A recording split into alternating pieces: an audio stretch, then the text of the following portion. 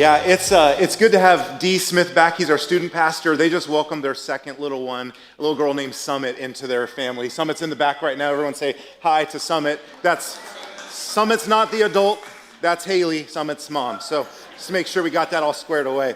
And this, we got a rare welcome dessert this July where there's just room. So if you want to come out, you want to be at my house, have some cookies, say hello to our staff and some folks, we'd love to have you. Just visit eastwind.life. And so we're in week 2 of this conversation that we kicked off last week, and I've got, good news or bad news for you this morning. And essentially it's that your brain is hardwired to focus on what's wrong. It's a bit of a challenge. It's not like I'm not saying you all have bad attitudes, fix it. I'm saying like in your biology, there's this thing you have maybe called negativity bias. And it's a built-in survival mechanism. And it makes a ton of sense because what it does is it notices danger and it keeps you alive. That's good if you need to notice danger and be kept alive. But what if your day's just going by and it's fine? That negativity bias is still firing on all cylinders though. And your brain kind of has this shortcut where it does this. It notices bad news faster. It feels it more deeply. And you remember it longer than good news. And you all know this from your algorithms, right? Like think about your news algorithm. How much good news is in it? I don't know. I tried a couple of those like good news only things. They all like went under because there's just not enough value in them. It's got to be this like catastrophic news, And so here's how this kind of plays out for us.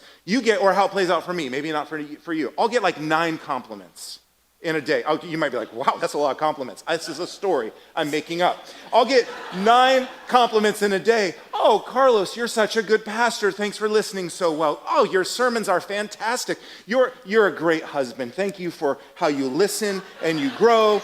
Yeah, you're the best dad on the planet. Like 9 compliments, right? Best day. I'm like, this is great. And then all of a sudden, someone will say like, hey, can you not do that? And I'll be like, this is the worst day ever. It's the worst day ever because one slight correction or one comment let's just take it a little further, one rude comment, right? Now you are fixated. Your brain is full on in negativity bias. It's going to just cycle into that. And so what happens is you obsess over that one thing. And that's why this kind of sidebar we're taking in our Practicing the Way, gratitude economy. We're going to talk a lot about gratitude. So if you missed last week, I'm thankful you're here today. And we're going to kind of explore. Now, if you look at the graphic, you're like, wait, this kind of looks like a money series. And it is, because how we think about money and our hearts is definitely part of how we live out gratitude. But we're starting with the heart. We're not starting with money. We're starting with what we do with our hearts and how we live this out. And so last week we just said, look, gratitude to God is what frees us from deception. And maybe if you're going like, wait, what? Who's deceived about what? I'd encourage you, go back, check last week's message, and kind of explore that idea that there's the possibility that you are and I am deceived in life. And God has given us this tool, gratitude, to set us free from, I don't want to be deceived, and I don't want you to be deceived, so we get to lean into this together. But we're going to go a step further this week. Now, last week, I do have to say that we gave away a gratitude game. We made 200 copies. We thought like one per family unit or whatever, one per apartment, one per mailing address. But there was a little 6-sided die attached to it, and it turns out that's a hot item, and everybody wanted multiple ones. We ran out of the gratitude game. I'm asking you to be thankful that happened, because we didn't intend that to happen, but we will share the PDF of the 6 questions. If you can find a die somewhere in your life to play with, you can get the questions. You can also play the game. But we want to lean into this practice of gratitude. So to kick that off, I'm going to ask you a question. When you think about gratitude, what comes to mind? If you're new with us today, you actually turn to your neighbor, chat about this, give you a minute to kind of share your wisdom. There are some folks sitting near you who are probably sitting alone. Start by inviting them into your conversation. If you're one of those alone people, just stare down if you don't want to be invited into the conversation. All right? So we'll be back in 1 minute.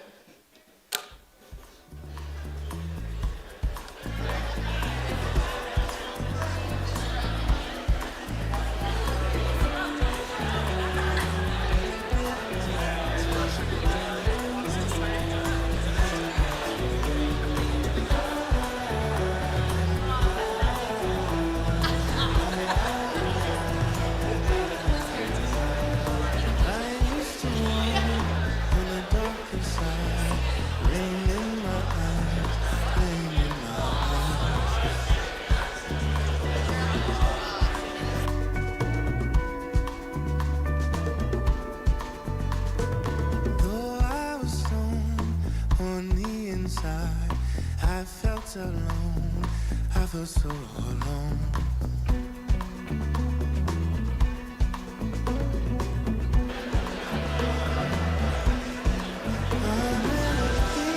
All right, take 10 seconds. So here's the conversation we're going to explore. There's a lot of buzz in the room because gratitude is a human experience. We have thoughts and feelings about it. It probably ties a lot to gift giving. There's a lot of ways we give gifts. There's the actual gift giving, but there's also words of affirmation or acts of service and time and attention. There's many ways that we can give gifts. This is what I know. I'm myself am very convinced of this. We all want to be grateful. Like it's hard, we want it. Even though we've got this negativity bias, we want a grateful life. We want to be grateful people, and we want to do life with grateful people. Like if you're single, you probably want to start a relationship with someone who is grateful about life and about what they encounter and what their day-to-day looks like. If you're raising kids, you probably want grateful people in your kids' lives, and you want your kids to be grateful. Your neighbors, like, do you have an ungrateful neighbor? You're probably like, man, I just wish they could be a little more grateful. You might not use that language, but this is definitely what I think we want. Like on your LinkedIn, right? No one puts on their LinkedIn like, I'm kind of a sky is falling guy, and I generally think everything's gonna turn out bad. Looking for work, right? On your Hinge profile, you're not gonna put, looking for someone who takes everything for granted. That's my secret ingredient right there. Someone who's just gonna grumble and complain and never find something to be grateful for. And so let me ask you a second question. It's a big change. Usually I have to do one, but I'm gonna really push you this morning. Why is expressing gratitude so important?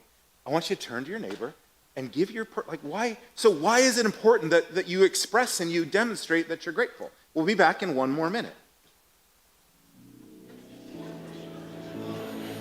This world is always trying to tell me I need a bigger house, a couple cars, and feel good. But then I get it and I still feel just as good. So I tell all that they have right at the door. 'Cause I woke up with a good thing laying by my side. I woke up to some birds singing, hey look, I'm alive. I got my family, Jesus, and my help. And if I got all that, I really don't need nothing else.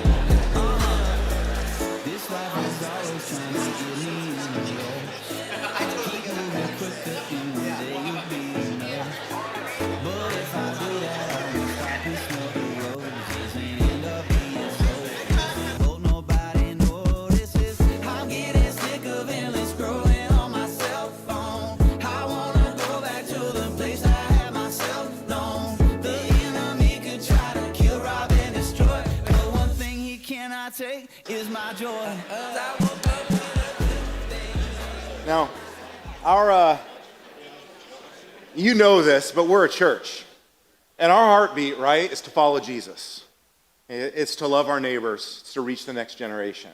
And so this conversation is not going to be a general, be thankful conversation. We really want to kind of dig in and explore. What does that look like then? How does this tie into practicing the way of Jesus, being with Jesus, being like Jesus, doing what Jesus would do if he had your job, lived in your home, had your life situation and circumstances? And I know this about gratitude within my own life.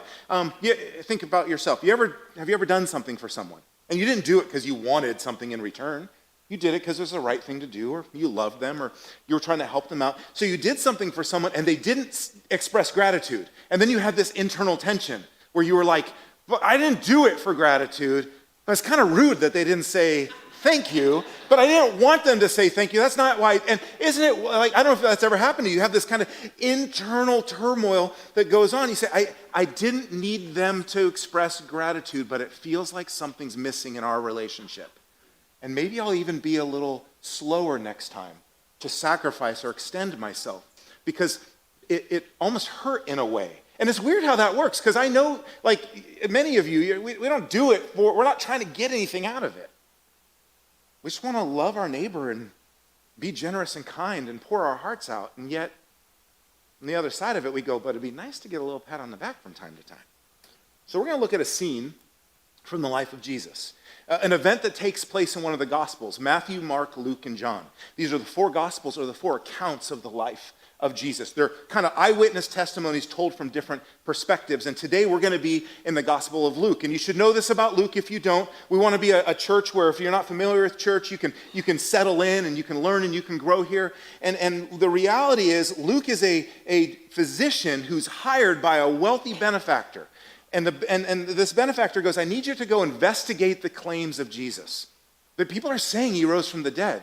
They're saying he's announced this whole new way of life. They're saying he is God. That man who died that shameful death on the cross, that was actually God. But he was buried and he was dead. And now people say he's alive. Luke, you need to go investigate this. And Luke does. And as he sits and he investigates and he records, Luke becomes a follower of this resurrected Jesus himself. And we have two of the letters or books he wrote in the New Testament. The Gospel of Luke, and we'll be in that today, and then the book of Acts, which is the story of the church, how the church started. It's kind of our history, 2,000 years of our history. So we're in the middle of Luke chapter 17, and here's how the story unfolds. Now on his way to Jerusalem, Jesus traveled along the border between Samaria and Galilee. And Luke always records, as does the whole New Testament, geographic places, times, people. It's like it doesn't start like, once upon a time in a land far, far away. It starts like right in this place. He was right here. Jesus was actually traveling on the border between Samaria and Galilee. And a lot of Jesus's, you'll find in his teachings, there are these supercharged events, kind of like we're familiar with today. That'd be like, Jesus was walking along in between two opposite sides of protesters, each kind of shouting at each other across the street, and Jesus and his followers walked through the middle. Jesus puts himself in these highly charged political, highly charged ethnic, highly charged ideological situations as he moves around and does his ministry. It's no note that Luke records where he is, because Jesus notices the situation, and he's like, oh, okay, we're going to lean into this a little bit. Here's these two groups who don't get along. I'm going to kind of go where the rest of us avoid. I'm going to take my followers right there. All right? Now, the backstory on these two is their difference was intense. Samaritans, the people from Samaria, at one point had gone into Jerusalem and totally ransacked the temple in Jerusalem. It's kind of like an act of vandalism. Think about if you love this church and you came in and someone had come in and flipped the chairs and spray painted and caught stuff on fire, you'd probably feel like they don't like us very much, right? And so small bands of armed Jewish soldiers had gone back and forth. There was bloodshed. There was decades of conflict, and it was largely built around religion, political belief, and ethnicity, right? And so Jesus, as he's going along, this is what happens. He's going into a village, and he finds 10 men who had leprosy, and they meet him. Now, they're not in the village because they wouldn't be allowed to be in the village. They would have been pushed outside because the fear of leprosy's contagious nature, but also because it was seen as a curse from God. And who wants to hang out with people who are cursed by God, right? You don't want to be around people like that. And so what happens is these 10 men who had leprosy met him. They stood at a distance and they called out in a loud voice, Jesus, Master, have pity on us.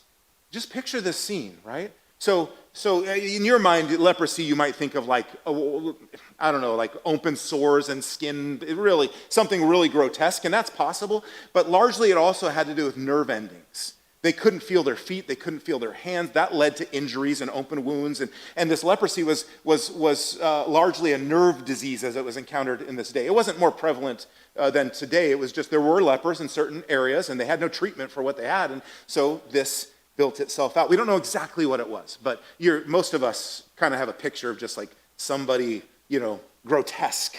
They were considered to be grotesque by the people who didn't have leprosy.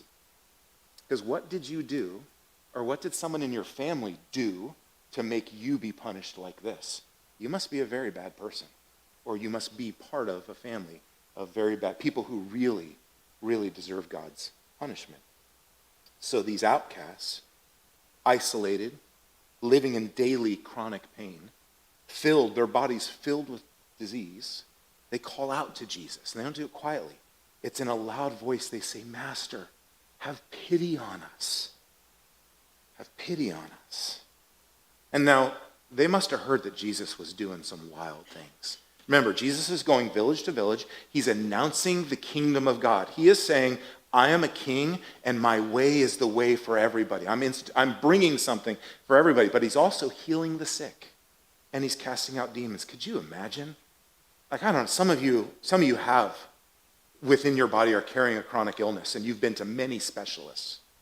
Could you imagine if you found that there was a specialist who could actually heal and cure your chronic disease that is just causing deep suffering in your life?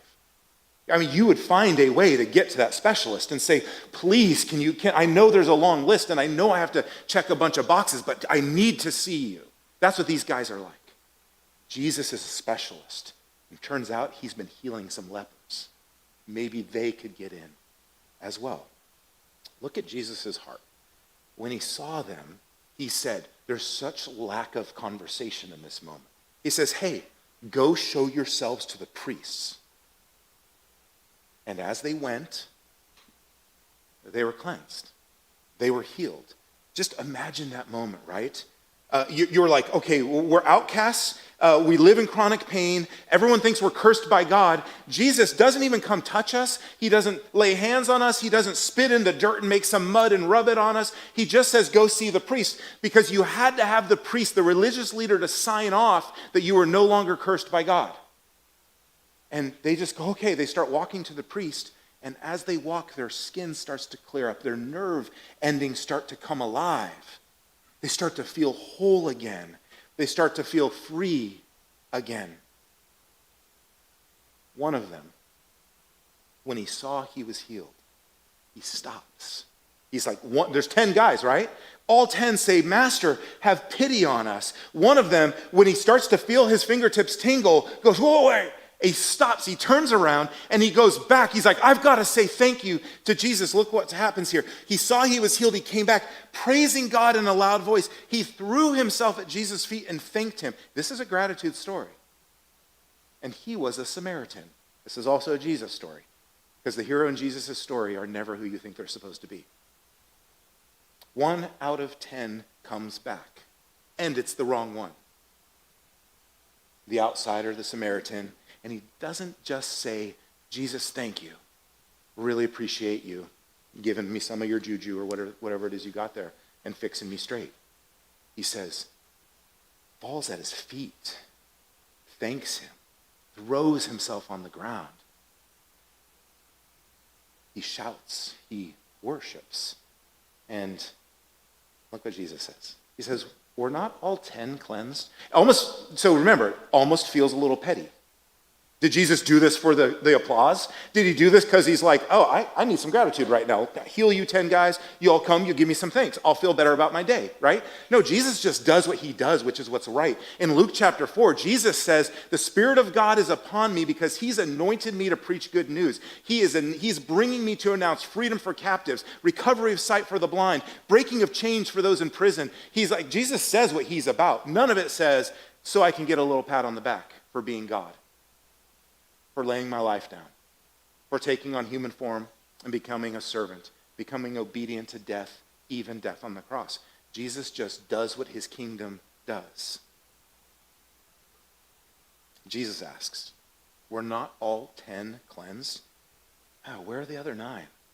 Remember, he didn't tell him to. He just said, go to the priest. Show him you're clean.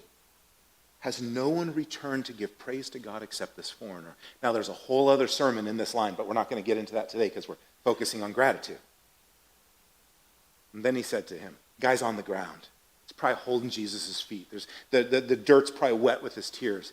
And he says, rise and go. Your faith has made you well. So what's the difference between the 1 and the 9?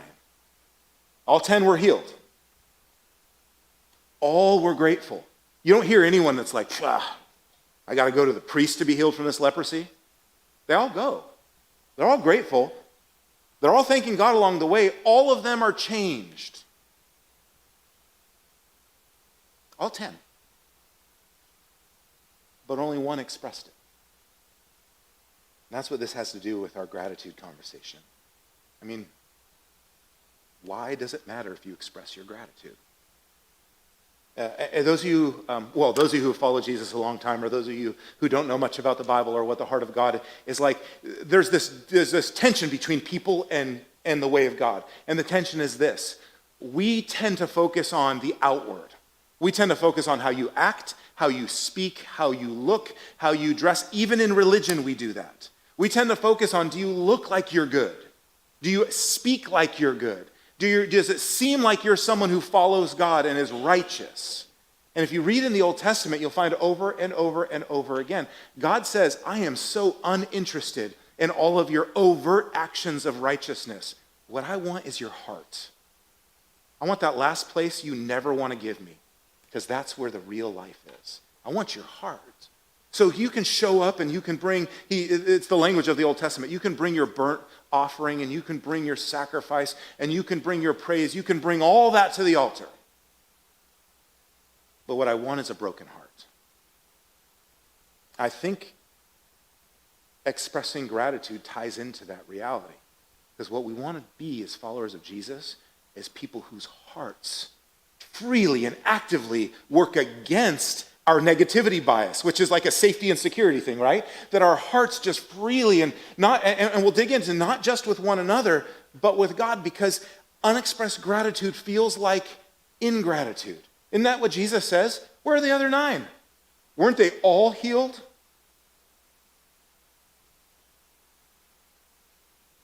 Maybe something I need to think about at times, and you need to think about in the relationships of people in your life, is that silence can really feel like you're ungrateful. That's hard because you might be like, but I'm not a words person. There's a lot of ways to express gratitude, but words is going to be one of them. So when you don't express gratitude, it just feels like you're not grateful to the people around you. In 2018, University of Texas and Chicago Booth got together and did a little bit of research on how people look at gratitude. And they found that people consistently underestimate how meaningful a simple expression of gratitude is to other people. They found that most of us assume it will be awkward or obvious. Like, I don't know how to say thanks. We also don't know how to receive gratitude, right? Like, some of you will say, hey, that was a halfway decent message. And I feel like I should be like something like that. I don't know. It's versus like, thank you. I appreciate that. I actually put a lot of work into it. I hope God works through it. But so there's this tension we live in with how we express gratitude. But we're talking specifically about expressing gratitude. We're going to talk about our words as the primary way we do that, as an outflow of our heart. So yeah, researchers found that most of us don't do it because we're like, you think it'll be awkward or it's obvious, so we don't say it. But the people receiving gratitude said this. They were moved by it. They remember that interaction. The people on the receiving end of gratitude said, I remember that time that person expressed their appreciation. I think it might be a value. I don't know. It might be about value, like my life is contributing value. And they just acknowledge that, because most of the time I don't like myself that much, or I struggle feel like I'm making any contribution of any good. So the people receiving gratitude were moved and they remembered it. Now think about relationships, right? This absolutely matters at an interpersonal level between you and the people you love, the people you work with, the people you live next to, the people you play alongside, the people you don't love, the people you wish you didn't work with, the people you wish you didn't play. This matters in those relationships, but we want to follow Jesus, so there is a deeper place for us to go. It also matters with God. Last week we talked about James. James is the half-brother of Jesus, who writes the letter of James. There's a few Jameses in the Bible, just so you know. One of them is a disciple. He's not related to Jesus. He believes in Jesus and follows Jesus to the cross, flees at the cross, later follows Jesus when he realizes he's resurrected. But then there's the half-brother of James. This is the one who says, when Jesus is preaching publicly, he goes, Jesus, you're out of your mind. You need to come home. You're embarrassing our family. He does not think his brother is the Lord and Savior that he says he is. And in Corinthians, a letter to a church, we're told that Jesus appeared to his brother James, explained to him who he was, and James became a believer. Now, so James writes us this letter. He's the pastor of the church in Jerusalem. James also dies. He's persecuted and dies for his belief that his brother was the Savior of the world. That's James. He says, don't be deceived, my dear brothers and sisters.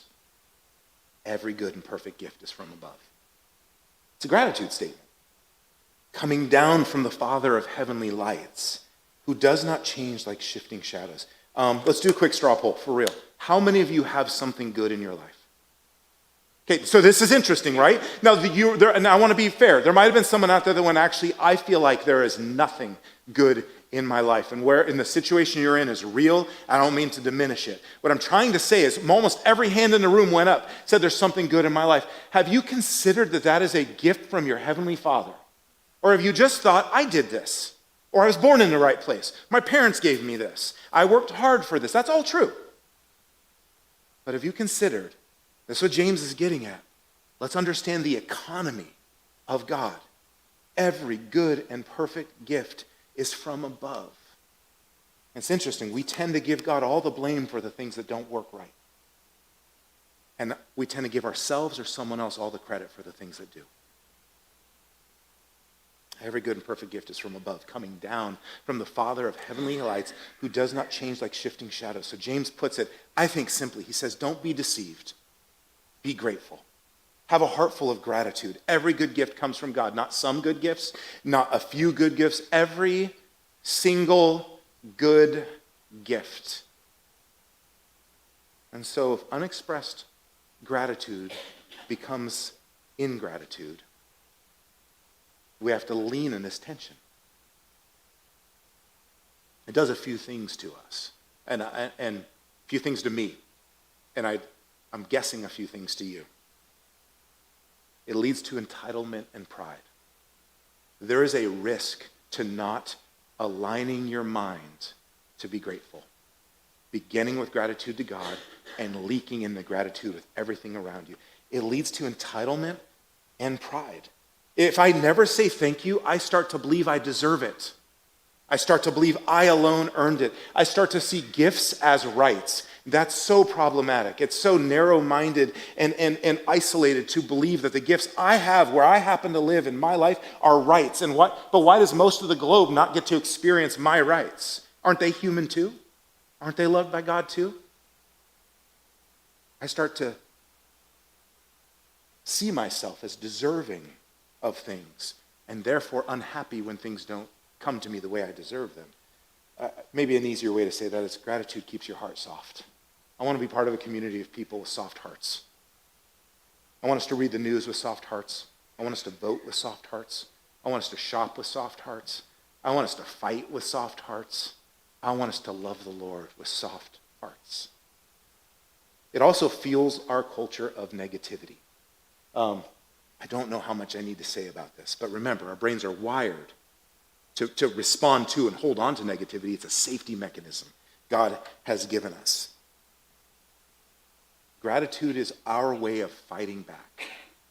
It's our way of pushing back against the reality that we notice what's wrong up to 5 times faster than we notice what's good.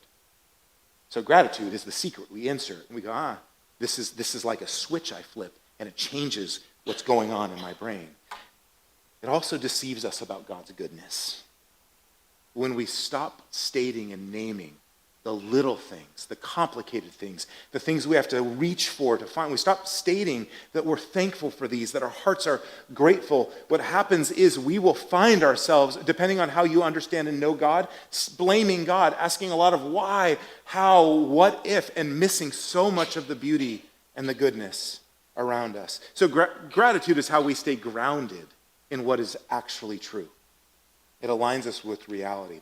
And because I love to say dramatic things that really probably shouldn't be said so dramatically, I'm going to say we are either grateful or ungrateful. This is the thought experiment I want us to do. Imagine that it's not a scale. You're either one or the other. And if you're not cultivating a heart of gratitude, you're unintentionally cultivating a heart that's ungrateful, and that will start to find all of the things that are wrong in life. And if you're cultivating a heart that complains and grumbles and feels dissatisfied, right, then you're missing out on cultivating a heart that's grateful. What if just for this series, we just went through our days and went, okay, I got 2 choices. I can be grateful or ungrateful. I can't be on some sliding scale. It gives me too much excuse. So imagine there's no neutral ground. And so if unexpressed gratitude becomes ingratitude, my challenge for us is how much gratitude can we express? I thought of a way to do this. It's called I know but. Okay, I just came up with this. Starts with this example, okay? You're at that, very private example here. You're in the bathroom. There's other people who live in this house, and there's no toilet paper. And you go, are you kidding me? Who doesn't put another roll of toilet paper on? Right, that's very fair. But you go, I know that there's no roll of toilet paper here, but how awesome is indoor plumbing? Thank you, God. Thank you, God, that this people are smart and did this thing and did all the work and laid the infrastructure for this to happen. You think we have to make this a little bit absurd to really practice it? If we just look for the big, like, I should be grateful for them. They gave me CPR and saved my life. Like, yes, that's obvious. Okay? We have to make it absurd. We have to work hard at it. I pull into Trader Joe's, one of my favorite places to make fun of, right? Because that parking lot is nuts. I pull in. I just want some of those little cheese, the knockoff Cheetos that are super tasty and probably a little healthier for you. And I pull in, and the parking lot's crazy, and I'm sure all these people aren't shopping at Trader Joe's, right? The sign says, only park here if you're shopping at Trader Joe's. And I think they're all pretending to go to Panda Express.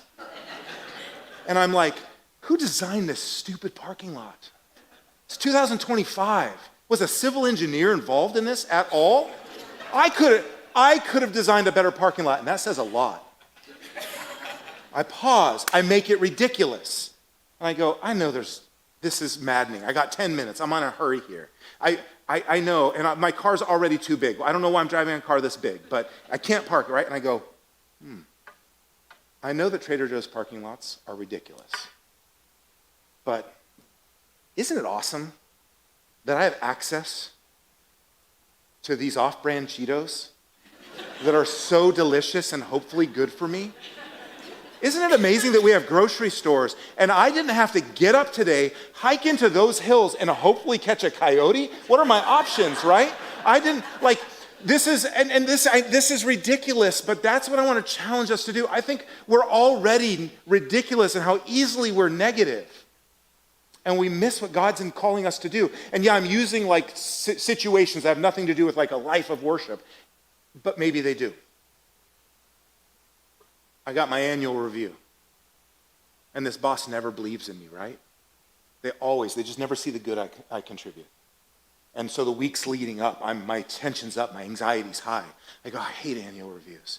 They don't see what I contribute. I always go out feeling bad. I've never heard or understood. I don't know how to communicate what I want. I start to obsess and I start to fixate on this. I start to feel negative about the person I work for, negative about my situation for employment and life. I just feel it. I could say, but I cannot believe I've been given this opportunity to get a paycheck. I can't believe that I get to go home at the end of the day and I have these friends or this family, and I can get on my mountain bike and hit the hills or my paddleboard, and I can go out. I can't believe the life. Yeah, it's hard. I'm not trying to diminish the challenge that brings, but this is I know but. That's what I want to give you. I want you to go into your week with an I know but. I know but in every situation. I know but. I know we keep coming back to this fight, and we need to resolve this argument, but right now I'm so thankful for the 30 years of life we've shared together. Just practice that over and over and over. Some of you carry, what to me I think is, because I don't understand it, maybe the most difficult thing is ongoing physical pain and the mental discomfort and pain that comes with that. And I don't want to excuse you either, and I know I'm kind of speaking from a place of non-experience, but even you are challenged to do the I know but practice. I know that I'm scared about my mortality. I know I'm not sure if I'm ever going to get better. I know that this is affecting all of my relationships. But God, will you help me find the good in my life today? Will you let the sun shine on me a little bit and go, wow, that feels good? Will you give me a heart of gratitude that there are teams of doctors working to bring about some sort of help for me, even if they can't find it, that I have that option? I'm not just left alone like a leper outside of town, no one, I don't know. I just want this to hit every area of our lives. This is how it works. Don't be deceived, my dear brothers and sisters. Every good and perfect gift is from above, coming down from the Father of heavenly lights, who does not change like shifting shadows. Every good gift is from God. Gratitude helps us see that. And seeing that might change your life. So this week, let's be ridiculously grateful. Now, I've had a problem, though. My family's here. My daughter's in town. And I'm grateful for a lot of things this week. Awesome stuff. I love the rest of my family, too. But it's great seeing you, Anna. And here's what unfolds, right? I'm preaching this stuff, so I feel really dumb doing it. Right? I feel like, well, I can't be like, I know, but, and they'll be like, oh, Dad's doing it. Of course he is, right? But I have to work on this. I have to practice this. I have to lean into this. I have to write it. I have to say it. I have to text it. I have to say it to God. God, every day, every moment throughout the day, when I wake up in the middle of the day, all the way to the end, I want this thankfulness to interrupt my stress, my cynicism, my hurry. I want to be in this flow with God where I say, God, thank you. It's very biblical. It's very Jesus-like to trust God in every situation and to give thanks for who he is. So I give you just a prayer to reflect on, and we'll sing together to close our time together.